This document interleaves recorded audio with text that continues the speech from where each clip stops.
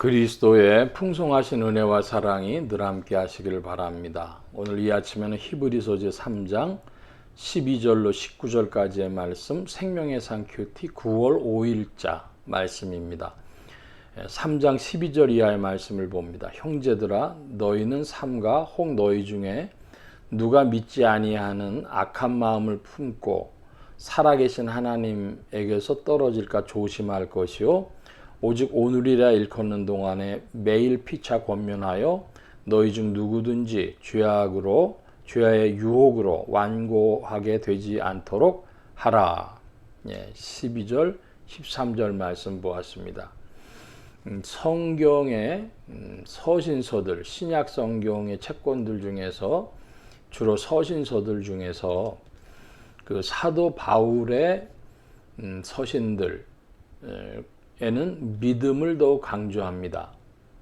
그래서 그리스도를 높이는 것이죠. 그리스도를 믿으면 구원받는다. 하나님의 예정 가운데 된다. 이런 것들을 강조했는데, 이제 후기로 가면 히브리서, 야고보서, 베드로전후서, 혹은 유다서 이런 데는 인생들의 분투, 열심, 조심 이런 것들을 강조합니다.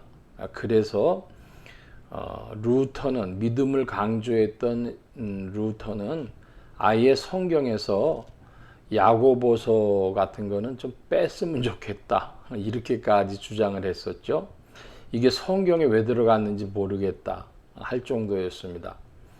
그런데 우리는 27권의 신약 성경이 확정되어 있고 그곳에 전체적인 유기성을 갖는다고 믿기 때문에 볼 때에 히브리서, 야고보서, 베드로전후서 혹 유다서 이런 것들은 어떤 믿음의 분투나 혹은 열심, 조심 이런 것들을 강조하지만 이것이 우리 신앙의 한 모습을 보여준다 이렇게 믿죠. 특별히 그걸 강조하는 이들은 바울 신학에 대한 아주 강한 반대를 핍니다. 그래서 예정론이 잘못됐다라든지 혹은 이제 칼빈의 예정론 잘못됐다는 얘기를 하든지 믿음으로만 구원받는다는 게 뭔 말이냐 뭐 이제 이런 얘기들 하시는 거죠.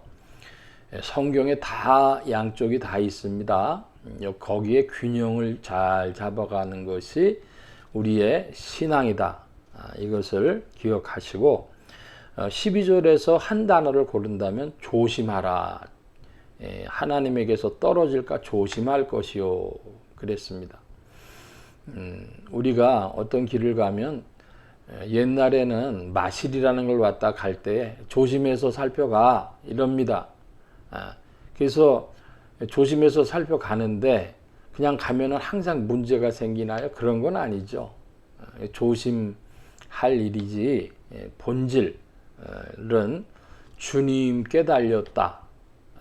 그래서 요한복음에는 혈통으로나 육정으로나 사람의 뜻으로 의지로 되는 것이 아니라 하나님께로서 난 자들이니라 그랬지 않습니까? 그 조심해도 하나님으로 난 자들이 조심을 해야지 뭐 그렇지 않은 사람 조심해 봐야 별 유익도 없어요.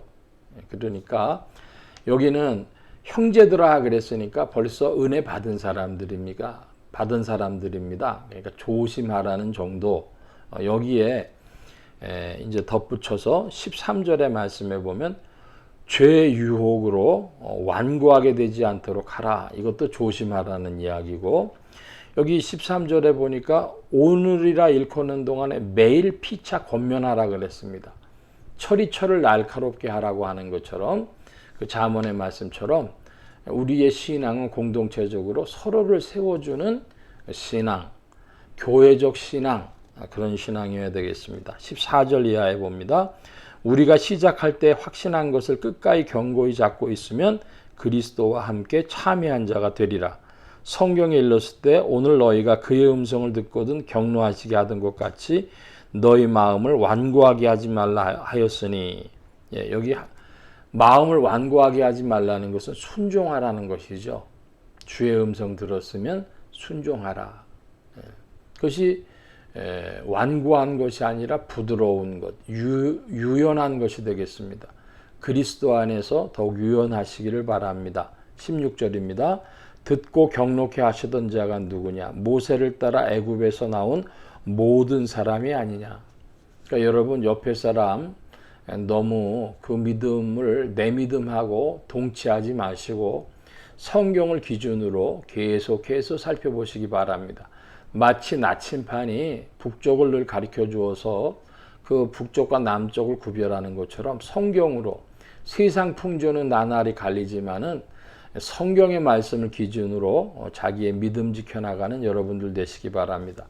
모세를 따라서 애굽에서 나온 모든 사람들이 하나님을 경록해 했던 것입니다. 17절입니다. 또 하나님이 40년 동안 누구에게 노하셨느냐? 그들의 시체가 광야에 엎드려진 범죄한 자들에게서가 아니냐? 또 하나님이 누구에게 맹세하사 그의 안식에 들어오지 못하리라 하셨느냐? 곧 순종하지 아니하던 자들에게가 아니냐?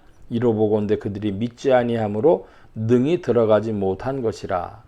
19절까지 말씀을 보았는데요. 히브리서의 기자가 이야기하고 있는 사람을 오늘 살펴본다면 어떤 사람들이냐? 오늘 지상에서 지상교회 신앙생활하고 있는데 그들의 신앙의 모습이 알곡이 아닌 쭉정이와 같은 신앙생활하는 이들, 그러니까 예수님을 믿는다고 입으로는 말하지만 실제로는 주님을 영접하여 모시지 아니하고 주님을 높이지 아니하고 자기의 유익을 위해서 자기가 예수님보다 큰 사람들, 그런 신앙생활하는 자들에 대한 경고의 말씀으로 받으면 되겠습니다. 그러므로 우리는 이렇게 이야기할 수 있겠죠. 지상교회에서 신앙생활하는 이들이 모두 다 주님 품으로 감추어지느냐? 그렇지 않고 지상교회에 있는 이들 중에 참으로 믿는 이들도 있고 배신할 이들도 있고 그래서 주님 떠나갈 이들도 있고 또 어떤 이들은 세상에서 사는 것 같지만 주께로 돌아올 이들도 있습니다. 그러므로 지상교회는 추종적인 것입니다. 저 사람 구원받으리라고 추정하지만 확정할 수는 없어요. 그 확정은 성경적 근거들이 안팎에서 작동을 하는데 밖에서 사람들이 저 사람 저렇게 해서는 구원받기 힘든데 성경을 기준으로 말할 수 있을 것입니다. 또 자기 자신이 성경을 기준으로 내가 지금 나침판을 보고 남쪽으로 가는 것이 아니라 동쪽이나 서쪽이나 북쪽으로 가고 있구나 자기가 깨달아 할 수도 있겠죠. 이 히브리서의 말씀은 지상교회의 사람들 중에 알곡과 쭉정이를 가르는 말씀으로 우리가 잘 보고 알곡, 하나님 품 안에서 생명 중에 자라나는 그래서 천국 곳간에 드릴 신앙으로 우리들이 조성되어져야 한다라는 말씀을 주시는 그런 본문들이 되겠습니다. 오늘 말씀 여기까지 봅니다. 기도합니다. 만복의 근원 되신 주님 함께해 주셔서 교회 공동체 안에서 서로 피차 권면하며 말씀을 듣고 순종하는 자들이 더욱 되어지기를 원합니다.